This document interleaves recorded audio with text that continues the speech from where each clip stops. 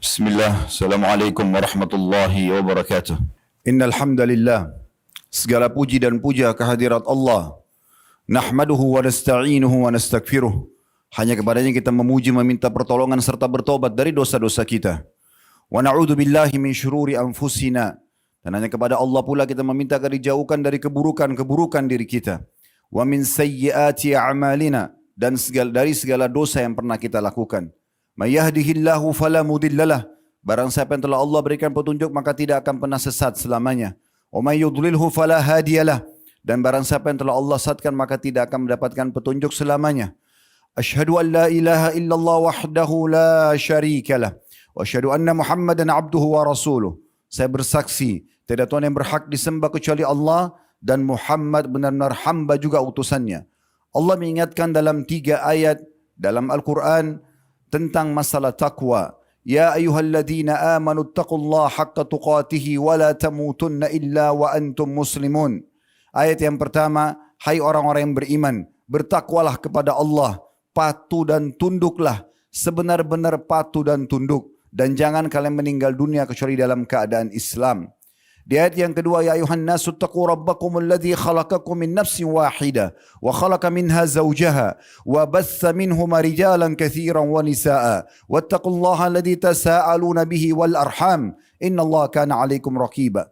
Hai sekalian manusia, sekali lagi bertakwalah, patuh dan tunduklah kepada Allah yang telah menciptakan kalian dari jiwa yang satu, yaitu Adam alaihissalam, dan telah menciptakan dari jiwa yang satu istrinya Hawa alaihissalam, dan telah banyak memberikan keturunan laki-laki juga perempuan dari keduanya. Sekali lagi bertakwalah kepada Allah dan jagalah hubungan silaturahim. Sesungguhnya Allah senantiasa mengawasi kalian. Di ayat yang ketiga, ya ayyuhalladzina amanu taqullaha wa qulu qawlan sadida yuslih lakum a'malakum wa yaghfir lakum dhunubakum wa man yuti'illaha wa rasulahu faqad faza fawzan 'azima.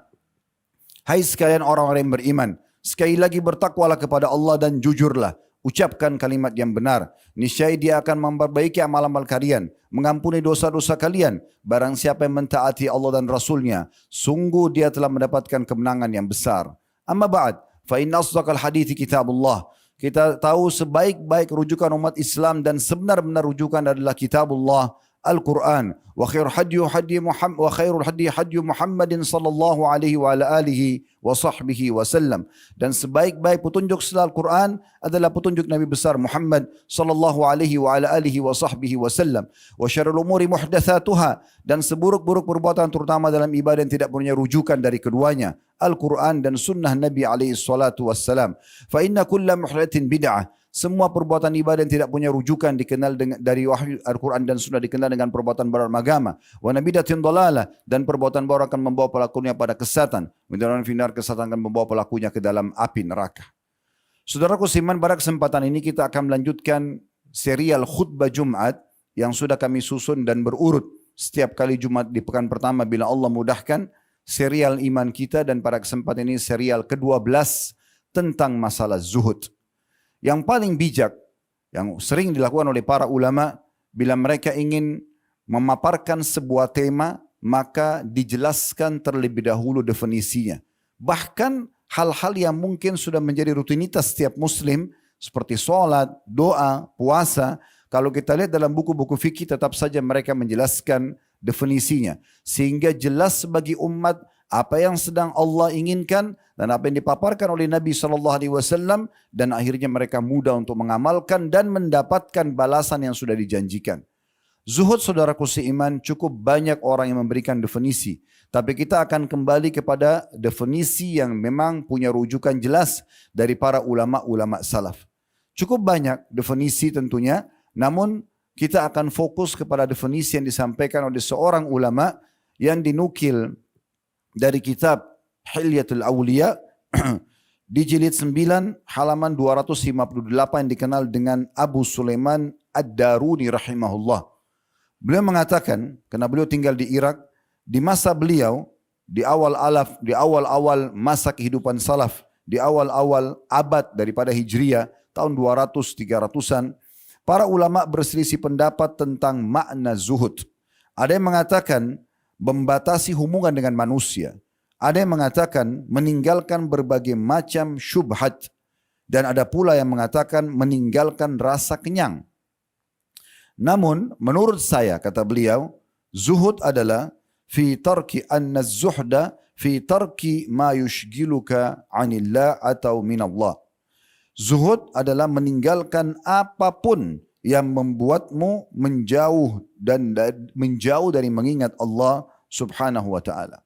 Jadi kalau kita lihat pengerucutan dari makna definisi beliau adalah apa saja yang bisa membuat kita meninggalkan zikrullah atau dekat dengan Allah, baik itu dari hal-hal yang haram ataupun yang makruh, bahkan sampai pada hal yang mubah. Kalau sampai menyibukkan dari kewajiban-kewajiban dasar, maka secara otomatis berarti dia adalah zuhud. Jadi kalau seseorang sekali lagi tidak tersibukkan dengan urusan-urusan yang meninggalkan atau menjauhkan dia dari Allah, berarti orang itu bisa dikatakan zuhud. Ada satu definisi yang tersebar di tengah masyarakat, bahkan disayangkan seringkali diaplikasikan dalam kehidupan dan juga dikumandangkan oleh sebagian mubalik, yaitu zuhud, meninggalkan dunia secara totalitas untuk akhirat. Sehingga kita temukan orang-orang seperti ini, mereka akan pakai baju yang compang-camping, kumuh misalnya, tidak menjaga penampilannya, tidak perlu punya pekerjaan, prestasi dunia, tidak perlu menjaga apapun yang berhubungan dengan masalah nikmat-nikmat dunia ini, maka akhirnya mereka menyalahfahami tentang masalah zuhud. Kalau begitu, untuk apa kita hidup di dunia ini? Kalau memang dunia ini bukan untuk dinikmati, maka untuk apa kita hidup di sini? Namun kita perlu pertegas poin ini agar bisa difahami sesuai dengan ilmu yang benar. Saudaraku seiman, kita kembali dulu dan sepakati dasar awal kita diciptakan di sini. Adanya saya dan anda semua di muka bumi ini Allah jelaskan dalam surah Az-Zariyat. Surah nomor 51 ayat 56. Wa ma khalaqtul jinna wal insa illa liya'budun. Kata Allah Subhanahu wa taala, aku tidak ciptakan jin dan manusia, ya, termasuk melewati kehidupan dunia ini kecuali untuk menyembah kepadaku. Maksudnya di dunia ini kita kalau digunakan dunia untuk menyembah Allah Subhanahu wa taala, menjalankan perintah-perintah Allah Subhanahu wa taala, menjauhi larang-larangannya, maka berarti sesuai dengan tujuan. Dan orang seperti ini dikatakan orang yang zuhud. Jadi penting sekali untuk digarisbawahi. Dan jangan sampai kita salah faham. Kalau dunia itu justru digunakan untuk bermaksiat kepada Allah Subhanahu wa taala, maka orang seperti ini yang akan celaka di dunia dan celaka di akhirat. Dan tentu sangat jauh dari makna ataupun kata-kata zuhud itu sendiri. Saudaraku seiman, Allah Subhanahu wa taala tidak melarang seorang muslim untuk menikmati dunianya. Kita bahkan dianjurkan untuk menggunakan pakaian yang bagus. Kita bahkan dianjurkan untuk mencari pasangan yang baik, sempurna menurut kita, yang kita cocok dengannya. Kita dianjurkan untuk mengejar harta yang terbaik, punya rumah yang luas, punya juga jabatan, punya tunggangan kendaraan yang baik. Islam tidak pernah melarang. Selama kita berada di koridor 5 huruf halal dan kita menjauh 5 huruf yang lain haram. Dan ini sangat dasar. Bagaimana Nabi SAW menyebutkan di dalam salah satu hadis beliau diriwayatkan oleh Ibnu Hibban, arba'un minas sa'adah. Ada 4 hal termasuk sumber kebahagiaan. Maksudnya di dunia kita ini. Maka beliau menyebutkan 4 hal itu, al-mar'atus salihah, istri yang salihah, pasangan yang baik dan sempurna secara agama, pandangan agama, dan itu cocok buat kita. Dan yang kedua beliau mengatakan wal maskanul wasi', dan tempat tinggal yang luas. Di mana itu? Di dunia. Kalau di surga tidak dibahas lagi, karena surga luasnya seluas langit dan bumi. Tapi di dunia seorang muslim dianjurkan dalam hadis ini untuk memiliki rumah yang luas sesuai dengan kemampuan dia. Kemudian beliau mengatakan yang ketiga, wal jarul hasan, tetangga-tetangga yang baik, tetangga-tetangga yang sempurna. Misal tetangga yang memang jauh dari hal-hal yang buruk, orang-orang yang berpendidikan, orang-orang yang berkualitas secara kinerjanya, secara keimanan, penampilannya, semua kita dianjurkan bertetangga dengan orang-orang seperti ini. Dan yang terakhir beliau mengatakan wal markabul hani, dan tunggangan yang nyaman. Semua ini berhubungan dengan dunia. Oleh karena itu teman-teman sekalian, kalau kita tunggangi dunia ini justru untuk menikmati apa yang Allah halalkan, dan kita juga jadikan itu sebagai bibit-bibit yang akan kita panen pahalanya pada hari kiamat nanti, maka kita termasuk orang yang zuhud. Allah tekankan dalam surah Al-Qasas, surah nomor 28 ayat 77 yang sangat jelas firman Allah, wabtaghi fima ataka Allahu ad-daral akhirah wa la tansa nasibaka minad dunya wa ahsin kama ahsana Allahu ilaik wa la tabghil fasada fil ard innallaha la yuhibbul mufsidin. Kata Allah Subhanahu wa taala, dan carilah apa yang telah dianugerahkan Allah kepadamu dari kebahagiaan negeri akhirat. Selalu berbuat untuk akhirat. Target kita adalah akhirat. Tapi Allah bilang, dan jangan kamu lupakan bagianmu dari dunia. Maksudnya, untuk meraih yang terbaik di akhirat, kejar yang terbaik di dunia. Dan apa yang Allah janjikan dari nikmat di surga nanti, miniaturnya ada di dunia. Seperti makanan yang enak, pakaian yang nyaman, pasangan hidup atau biologis yang halal, pekerjaan dan nama yang baik, itu semua adalah miniatur yang akan kita dapatkan di surga, walaupun di surga jauh lebih baik tentunya. Kemudian Allah mengatakan, dan berbuat baiklah kepada orang yang telah berbuat baik kepadamu sebagaimana, atau berbuat baiklah kepada orang lain sebagaimana Allah telah berbuat baik kepadamu, dan jangan kamu membuat kerusakan di muka bumi, sesungguhnya Allah tidak menyukai orang-orang yang berbuat kerusakan. Dan kita tahu doa yang paling masyhur pada saat jemaah haji lagi berkumpul, puncaknya di Arafah, ditekankan agar selalu mengulangi doa ini. Dan kita pun dianjurkan sebagai seorang muslim mengulang-ulanginya. Bahkan doa yang paling sering Nabi SAW ulangi adalah Rabbana atina fid dunya hasanah. Berikanlah kami semua yang terbaik di dunia. Lalu wafil akhirati hasanah. Dan yang terbaik nanti di akhirat. Maksudnya semoga kami di dunia menikmati yang kau halali ya Allah, yang kau halalkan. Dan kami juga menikmati dunia ini dengan penampilan yang baik, dengan pendapatan yang baik, dengan segala macam hal yang memang bisa membawa kebahagiaan seseorang di dunia selama dia halal.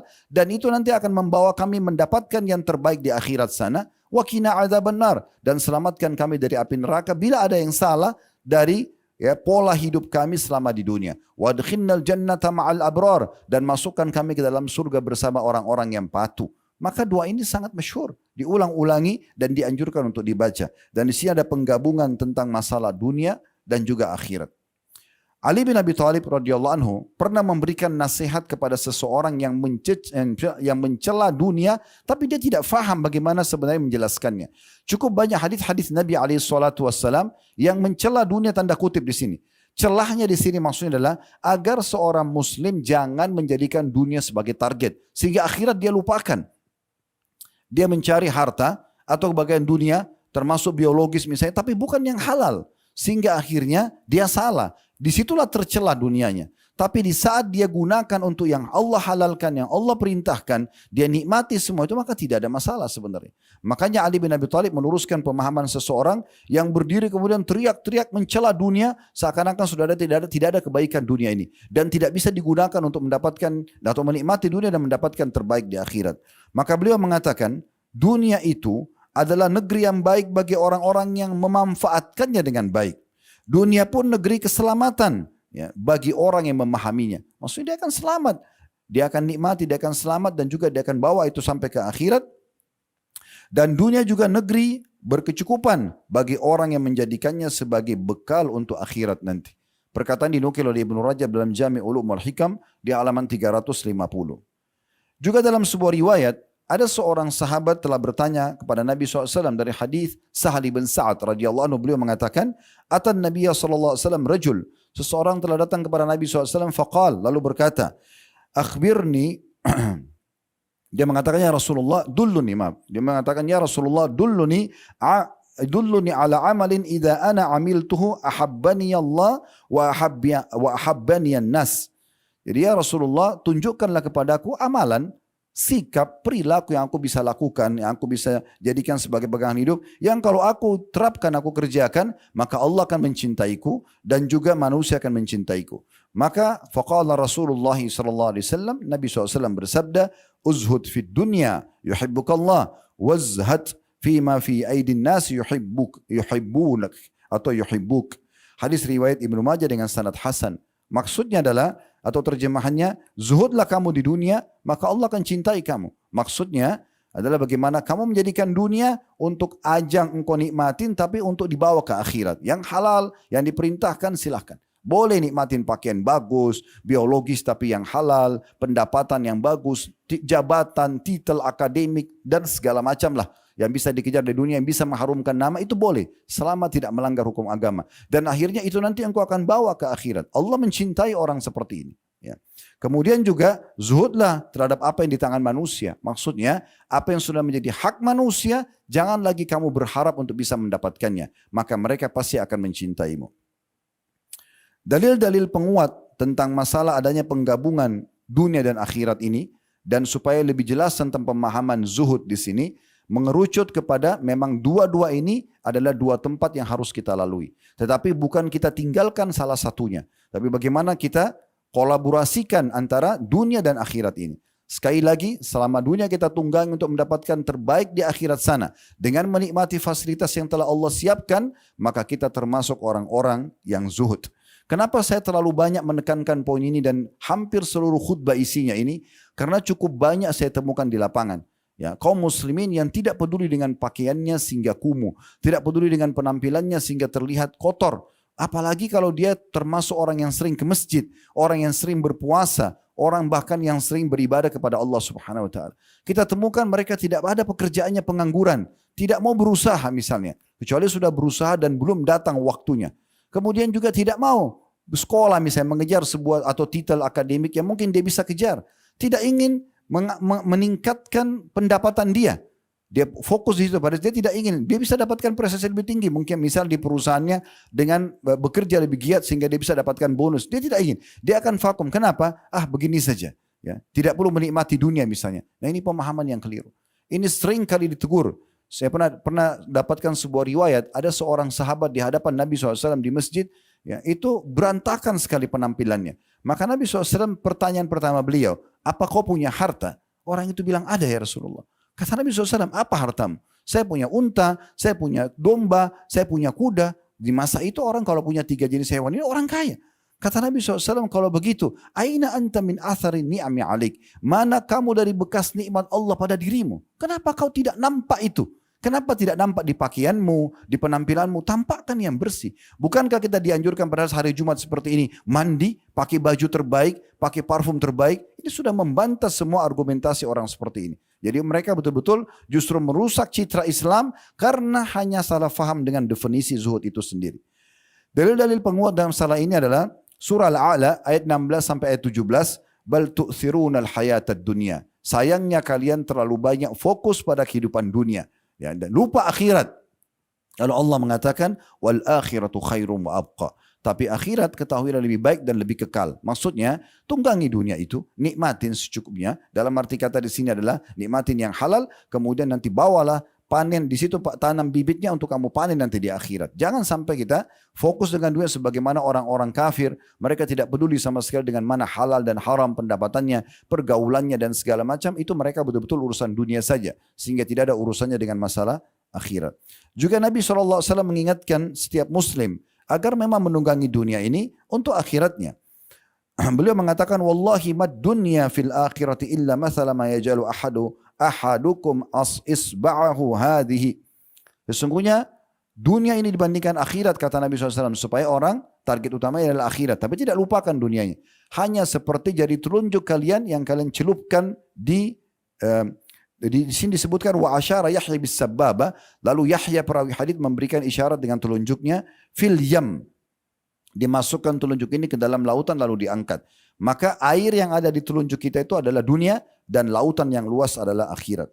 Juga Nabi SAW mengatakan lau kanatid dunya ta'dilu indallahi janaha ba'udha ma saqa kafiran minha syarbatan ma. Hadis ini riwayat Tirmidzi, artinya kalau seandainya dunia ini ada nilainya sama dengan separuh sayapnya lalat saja, maka Allah tidak akan memberikan seteguk minum pun kepada orang yang kafir kepadanya. Jadi artinya dunia ini kecil bagi seorang muslim, orang terutama orang yang zuhud adalah dia jadikan dunia ini kecil bagi dia, mudah untuk ditinggalkan.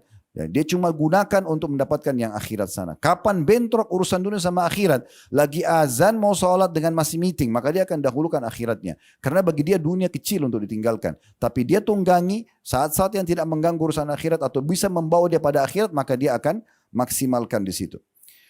Abi Dzar radhiyallahu anhu berkata, az-zahadatu fid dunya, zuhud di dunia yang bisa kita dapat predikat ini, laisa bitahrimil halal. Bukan dengan mengharamkan apa yang telah Allah halalkan. Seperti misalnya, udahlah saya nggak mau nikah, udahlah saya nggak mau makan yang enak. Ini kan seperti dia mengharamkan yang sudah Allah halalkan.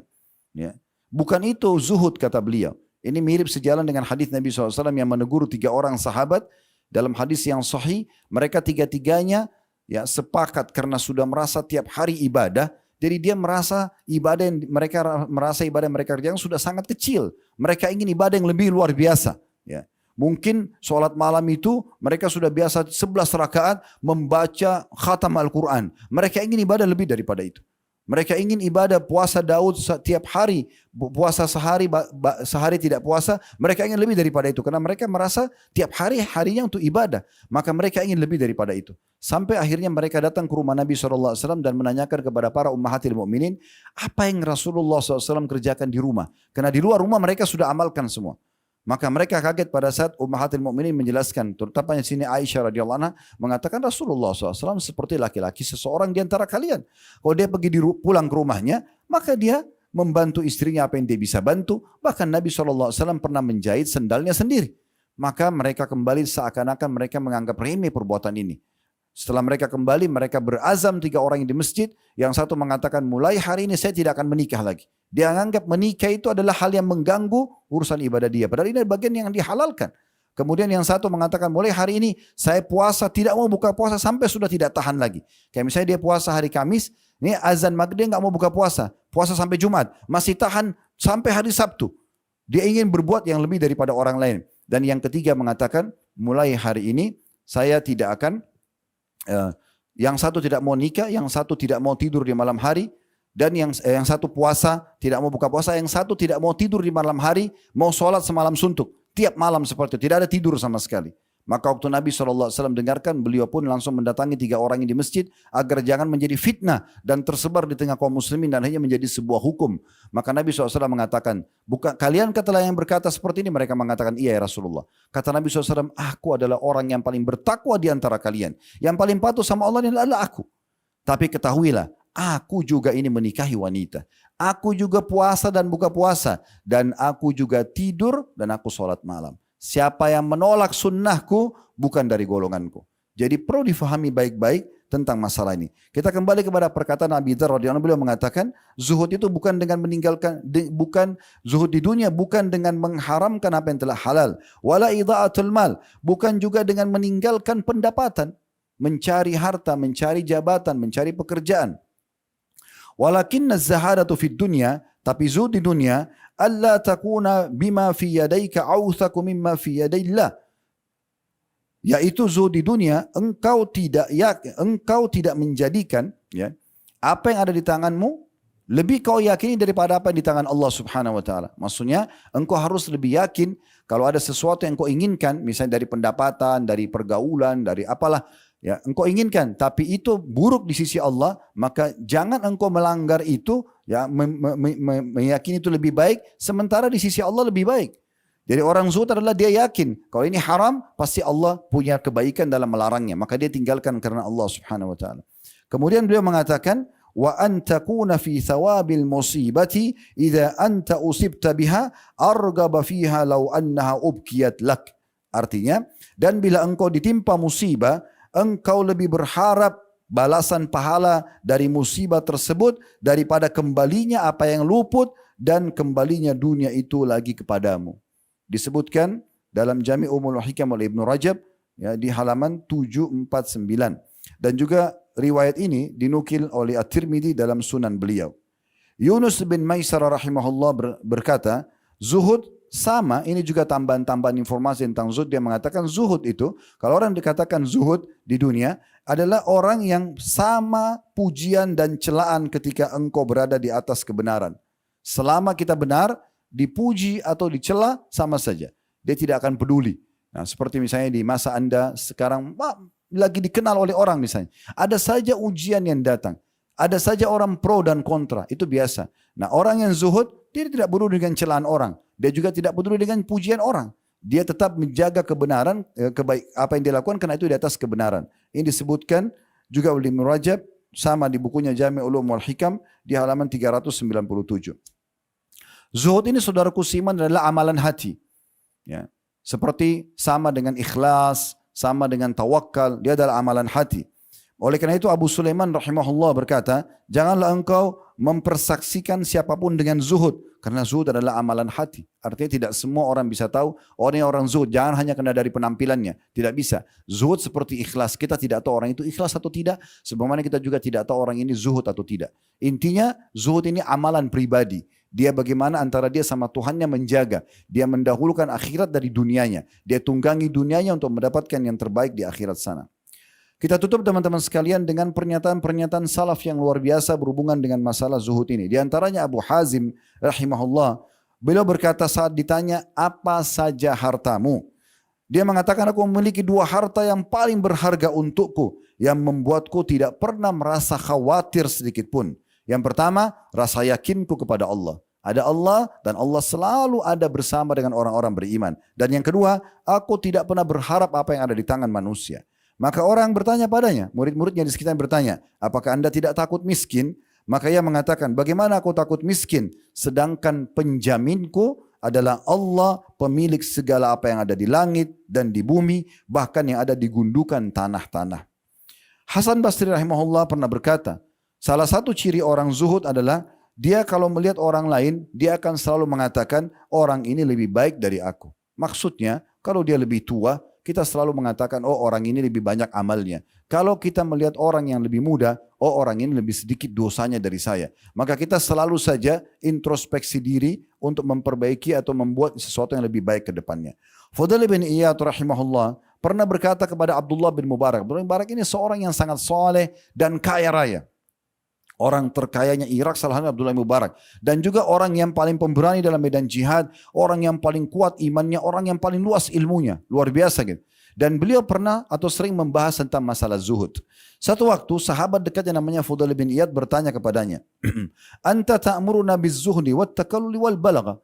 Engkau mengingatkan kami dalam nasihat-nasihatmu agar kami selalu saja zuhud. Dan hidup sederhana dalam harta dan juga hidup sepadan, tidak berlebihan, tidak kurang. Ya. Wa naraka ta'ti bil badai, kaifa dzak? Kami melihat anda sibuk dengan bisnis, mengumpulkan harta. Bagaimana kami memahami ini? Kemudian beliau mengatakan, Abdul Mubarak menjawab Fudail bin Iyad, ya Aba Ali, wahai ayahnya Ali, karena anak pertamanya Fudail bin Iyad namanya Ali dipanggil wahai ayahnya Ali. Innama af'alu dha la sawni wajhin wa ukrimu urdi asta'inu bihi ala ta'ati rabbi wa asta'inu bihi ala ta'ati rabbi. Artinya wahai ayahnya Ali, sesungguhnya aku berbisnis ini punya banyak harta melimpah selama itu halal maksudnya. Aku melakukannya untuk menjaga wajahku dari mengemis. Supaya jangan mengemis karena mengemis dilarang dalam Islam. Tapi dengan aku punya harta begini yang penting halal, aku jadi mulia. Kemudian juga aku menjaga nama baikku. Dan yang luar biasa, aku gunakan harta ini justru untuk selalu taat kepada Robku. Artinya aku bersedekah, bantu orang, ya, dan seterusnya. Bahkan Abdullah bin Mubarak dinukil dalam kisah beliau pernah membiayai haji hampir seluruh jemaah haji yang ikut bersama beliau dalam kelompok kafilahnya dari orang-orang Irak. Disebutkan dalam Syiar Alam Nubala, kitabnya Imam Az-Zahabi, jilid 8 halaman 387. Ali juga mengatakan ciri orang zuhud, siapa yang zuhud maka ia akan merasa ringan melewati musibah dunia. Bagi dia kecil, karena bagi dia musibah yang datang atau ujian itu adalah ajang pahala yang dipanen di akhirat. Orang kalau sudah punya perasaan ini berarti dia punya sifat kezuhudan. Abdullah bin Mas'ud juga mengatakan salah satu ciri orang yang zuhud adalah membuat orang selalu yakin dalam hatinya, ia tidak mencari ridho manusia dan yang bisa mendatangkan murka Allah. Kapan kita punya sifat itu juga atau perasaan itu misalnya kita tidak akan pernah demi untuk ridho manusia yang walaupun itu membuat Allah marah tidak masalah. Ini kalau ini ada maksudnya kita ini hanya mau ridho Allah SWT. Walaupun manusia benci selama Allah kita kerjakan. Dan kita tidak balik. Jangan sampai justru untuk ridho manusia kita mendatangkan murka Allah Subhanahu wa ta'ala. Ibnul Jala'ah berkata, zuhud memandang dunia fana dan kecil di matamu. Sehingga dunia sangat mudah untuk ditinggalkan demi untuk akhirat. Begitu juga Imam Ahmad rahimahullah ini menitik beratkan dan penjelaskan kepada kita tentang pertanyaan seseorang yang berkata begini. Wahai Imam, apakah orang yang memiliki 1000 dinar emas bisa dikatakan sebagai orang yang zuhud? 1000 dinar ini kalau kita kurskan sekarang 2,5 miliar. Kalau orang punya uang 2,5 miliar. Ya, ini pertanyaan seseorang kepada Imam Ahmad. Apakah bisa dikatakan dia zuhud? Maka Imam Ahmad mengatakan, ya sangat bisa. Ya sangat bisa. Asalkan ia tidak berbangga dan sombong dengan harta tersebut. Serta bila bertambah dan dia juga tidak sedih bila berkurang dari harta tersebut yang dia keluarkan di jalan Allah.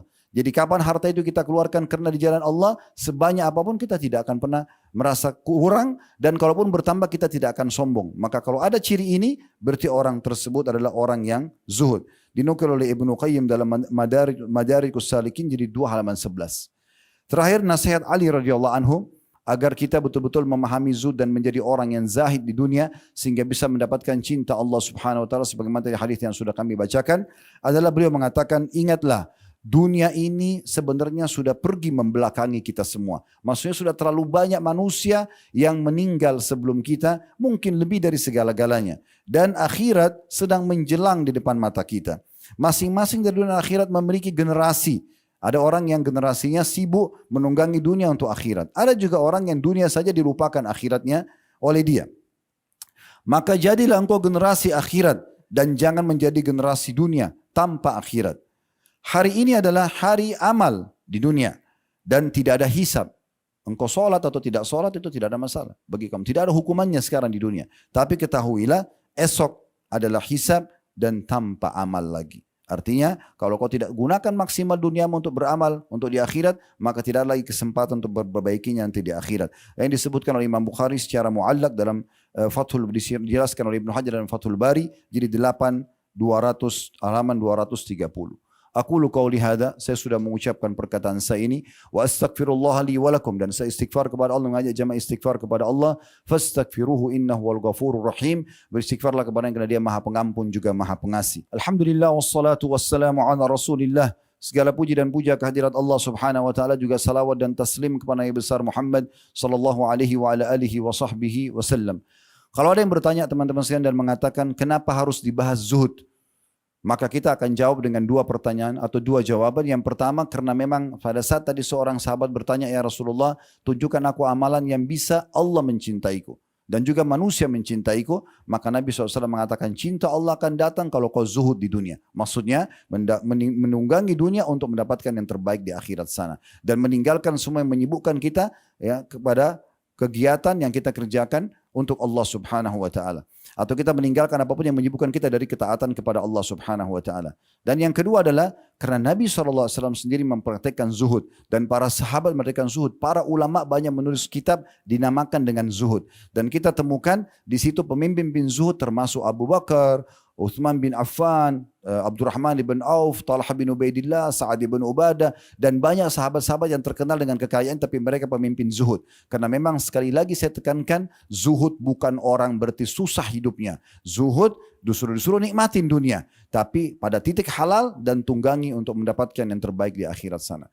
Hari Jumat adalah hari yang mulia di mana pasti ada waktu diijabah doa oleh Allah Subhanahu wa taala. Ada 2 riwayat yang menjelaskan, ada yang menjelaskan bahwasanya mulai pagi sampai terbenam matahari 12 waktu atau 12 jam kita sekarang, tidak ada seorang muslim berdoa kecuali akan dijabah oleh Allah Subhanahu wa taala. Dan kata Nabi SAW, fokuslah selepas asar sampai terbenam matahari. Lalu beliau berikan isyarat dengan tangannya kalau waktunya sangat sedikit, kalau sudah mau terbenam matahari. Riwayat yang kedua menjelaskan pada saat khatib sedang di atas mimbar sampai diiqamahkan salat. Oleh karena itu khatib selalu berdoa di khutbah keduanya agar diijabah oleh Allah Subhanahu wa taala. Mari kita hadirkan hadiran fikiran kita untuk berdoa kepada Allah Subhanahu wa taala, semoga Allah kabulkan.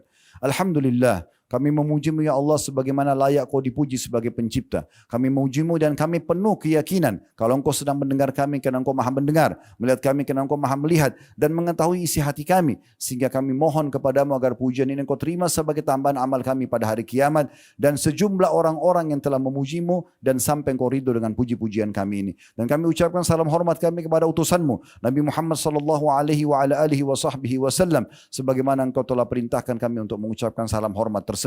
Ya Allah, kami tidak berkumpul di masjid ini, di tempat ini, dan menghadiri Jumat ini yang Kau telah wajibkan kepada kami, kecuali karena kami ingin mematuhi-Mu. Maka terimalah Jumat ini, khutbahnya, kehadirannya dan solatnya, serta doa ini juga sebagai tambahan amal kami. Dan terimalah seluruh amal-amal saleh yang pernah kami kerjakan, yang sedang kami kerjakan, yang akan kami kerjakan sampai menjelang ajal datang nanti dengan pahala yang sempurna. Ya Allah, maafkanlah kami, kedua orang tua kami, seluruh kerabat kami, seluruh muslimin dan muslimat, mukminin dan mukminat yang hidup dan juga yang sudah meninggal. Bahkan kami mohon dengan kemahamurhamu agar Engkau ganti dosa-dosa kami menjadi pahala. Ya Allah, selamatkan kami dari segala mara bahaya, segala fitnah, apapun yang menyusahkan hidup dan menjauhkan diri kami dari ketaatan kepadamu. Dan jadikanlah kami orang-orang yang zuhud, yang benar-benar menunggangi dunia untuk membawa yang terbaik untuk di akhirat sana. Ya Allah, makmurkan negeri kami, tentramkan kami di negeri kami. Pertahankanlah dan jagalah kemerdekaan dan persatuan juga kesatuan kami. Ya Allah, buatlah kaum muslimin selalu berada di bawah naungan ukhuwah Islamiyah. Satukan saf mereka dan juga satukan suara mereka. Angkat perselisihan di antara mereka, ya Allah. Karena Engkau telah memerintahkan kami untuk bersatu. Wa'tasimu bihablillahi jami'a. Engkau mengatakan bersatulah dan selalulah saling erat mengerat di atas atau bersama dalam tali Allah atau agama Allah. Maka Engkau perintahkan kami untuk itu, ya Allah. Maka satukan kami dan angkat perselisihan di antara kami dan kembalikan kami kepada Islam yang benar. Kembalikan kami kepada wahyu Al-Quran dan Sunnah dan juga sesuai dengan pemahaman para salafus saleh. Ya Allah, siapapun yang menginginkan Islam, keburukan bagi Islam, bagi negara kami Indonesia, dan bagi kaum muslimin, kembalikan tipu daya mereka kepada diri mereka sendiri. Ya Allah, dimanapun saudara kami yang sedang tertindas di muka bumi ini, terutama di Palestina, di Syria, di Yaman, dan di Irak, maka ikhlaskan niat mereka, terima para syuhada mereka, mulakan Islam di tangan mereka dan tangan kami semua, serta ikut sertakan kami bersama mereka di pahala baik dengan doa, dengan harta dan juga dengan jiwa kami. Dan ya Allah, Rabbana atina fid dunya hasanah, berikanlah kami semua yang terbaik di dunia ini, wa fil akhirati hasanah, dan semua yang terbaik di akhirat, wa qina adzabannar, dan selamatkan kami dari api neraka, wa adkhilnal jannata ma'al abrar, masukkan kami ke dalam surga bersama orang-orang yang patuh, ya Azizu ya Ghaffar, wa Zat yang Maha Mulia dan Maha Pengampun, ya Rabbal Alamin, wa Tuhan alam semesta. Wa sallallahu ala nabiyyina wa habibina Muhammadin wa alihi wa sahbihi wa sallam, wa akhiru da'wana alhamdulillahi rabbil alamin. Inna Allah ya'muru bil adli wal ihsan. Sesungguhnya Allah selalu menyuruh kita berbuat kebaikan dan keadilan. Wa yanha 'anil fahsya'i wal munkari wal baghi. Allah larang perbuatan mungkar, perbuatan keji, perbuatan dan juga pembangkangan. Ya'idukum la'allakum tadhakkarun. Itu peringatan dari Allah, maka jadikan sebagai prinsip hidup kalian. Fadhkurullaha 'aziman yadhkurkum. Ingatlah selalu kepada Allah, Allah akan ingat kepada kalian. Washkuruhu 'ala niyami yazidkum. Syukuri nikmatnya, dia pasti akan tambah. Wa la dzikrullahi akbar. Mengingat Allah adalah amal yang paling besar. Wa aqimis shalah, dan dirikanlah salat.